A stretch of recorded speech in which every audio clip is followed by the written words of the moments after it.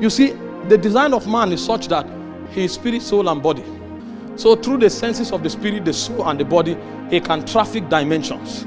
His spirit traffics the realm of God, his body traffics this visible realm, and then the soul is the gate through which the traffic takes place. Apostles have taught us that the spirit is made up of intuition, communion, and conscience.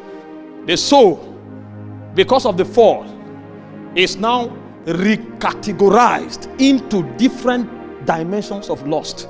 The soul is made up of the will, the mind, and the emotion. The body, which had 5 senses, have now been recategorized into the lust of the flesh, the lust of the eyes, and the pride of life. So man, through intuition of his spirit, can interact with the mind. So the reason you can pick frequencies from God is because your mind can interact with the gate of intuition. The reason you can sense the Holy Spirit is because your emotion can interact by the communion. The reason you can do the will of God is because your will can interact with the conscience. So that is the traffic channel between the soul and the spirit.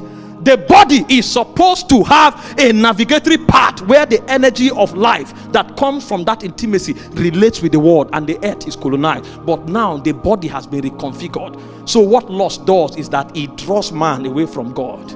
So the lust of the eyes interacts with the mind, and it pulls you away from God. The lust of the flesh interacts with your emotion. It pulls you away from God. The pride of life interacts with the will, and it draws you from God. So long as the man live by the new economy of the soul, which is lust, the man will be perpetually departed. So what the world is up to is to create different sets of intelligence that maximizes the powers of lust. And at the end of the day, man will depart from God, never to be able to return. The climax is what we call the mark of the beast. When you take it, God can't redeem you because you have journeyed forever. And there are different scientific infrastructures and intelligences currently going on to maximize the powers of lust and take man away from God eternally. You hear of genetic intelligence. What's the idea behind genetic engineering? Is to reconfigure the DNA helix to make the man a superhuman that no longer has need for God. The gene is remodified, and the man becomes a superhuman. He has no need for God. Why would the man want that? Lust is at work.